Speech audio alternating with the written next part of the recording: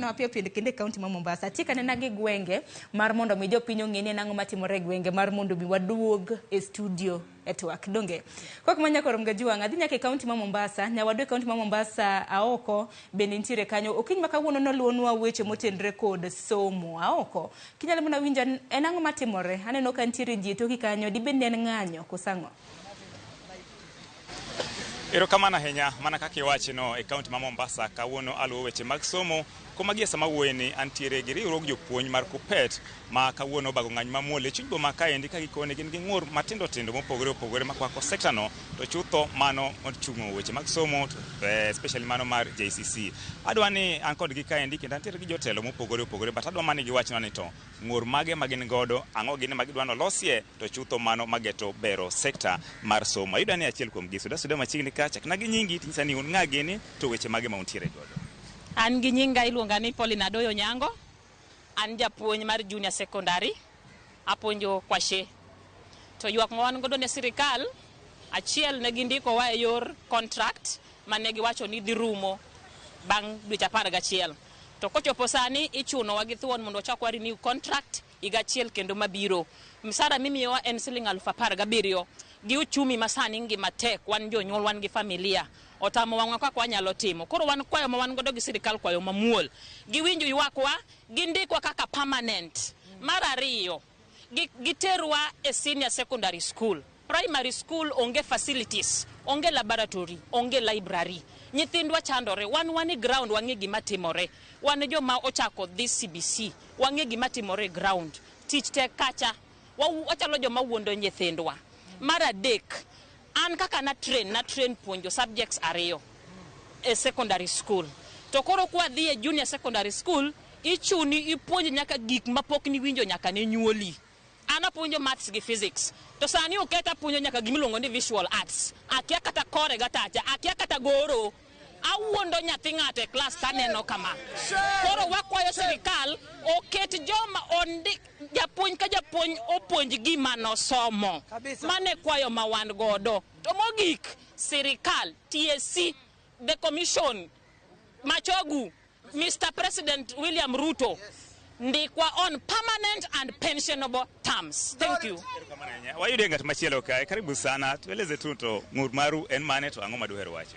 Okay, an iluonga ni Litu. An jalup jakeno ma Mombasa kae. Wan mana gi wach achiel ni tarik 16 KUPPET dhi romo Nairobi. To wan gi dwol achiel.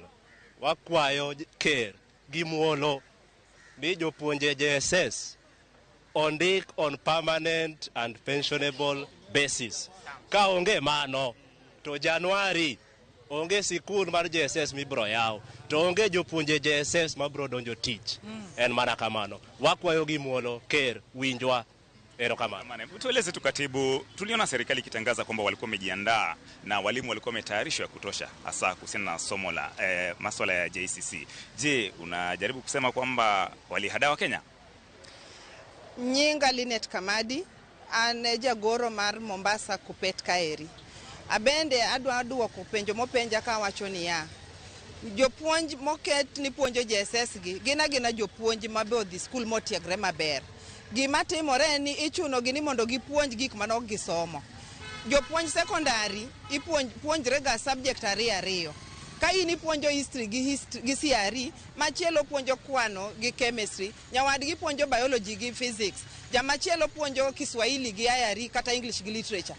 Koro kawuono ni ochun gi JSS mondik gi ni ka uno semi tich jopuonj ariyo JSS achiel, koda upuonjo history gi CRE, koda upuonjo maths gi chemistry, ubiro puonjo subject go te nyaka mane pok isomo. Kora diera manie ground en ni jonyuol gi sirkal ni nyithindo gi ok puonji. Nyithindo gi time gi rumo, gidhi mana medo higni e sikul ka. Nyithindo gi kabiro dhi e senior secondary school, onge nyathi mabiro ng'eyo ja science ok nwayudi nikech ok opuonje science chakre e junior secondary ka. Koro ok obi ng'eyo kod onyalo bedo daktari, kod onyalo bedo engineer nikech gimoage junior kaeri ok bi miyo obed gang'owa gi ng'eyo mar kalo kwano kata chemistry miwachono. Gimar ariyo, gima thago en ni Kenya kae wan gi Teacher Service Commission. ema ndiko jopuonj, ene mo register jopuonj. Lakini chakre nyecha loch manyien ni obiro, waneno ka koro tinde josiasa wuok mane liete, to gine wigeche, to gimiyo ji barupe. Jomimiyo barupe gi mana jok maging'eyo, wan wakiagi. To jopuonj monego bed ni imiyo nikech wan CBA manowachonwa niya, ni kondiki as an intern itiyo kod dweche 11. Kae ibedo confirmed, ai wachakwa kao junior internship moko. To sani eri mago noruchite gi raba, ng'ama norucho bende wakia. To pok wadhi e referendum ma waloko katiba. Koro wakwa serikal, wakwa Nancy Macharia kaka jatendwa mar Teacher Service Commission, o advise serikal maduong' niya, nitiere kaka indiko jopuonj Kenya ka. To josiasa wan be okwadwa ni interfere kodwa. We have a commission. Weuru commission wani tije. No, not one wawacho ni ya chakre tarik 16 kaka winjo lit wawacho ni wadhi winjore. Ka joya osikuli higa manyien junior secondary ok no yaw Kenya ka nikech ok wabidhiye. Okang' mane miparo ni onego bed ni ikawo mapiyo piyo mar reso wach lony mag jopuonj to chutho mago mikoni ok otiegore to koro ichuno mondo mi opuonj somo ma gionge kod lony. Okang' monego kaw en ariyo. Achiel, kauru junior secondary uduoke secondary school.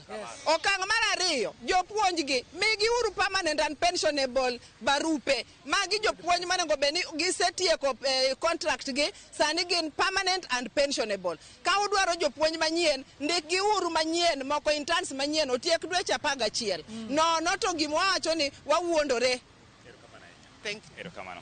Mana kaka winjo janeno mar Ramogi mago ng'ur mag jopuonj makoni somo mar JSS nyaka sani endi ikruok malongo mantiere onge gikon jopuonj sani ichuno mondo mi opuonj somo mag gionge kod lony koro gino magineno ni samoro nyalo kelo ng'ikruok ne somo mapacho ka to chutho ne nyithindo masani somo e JCC.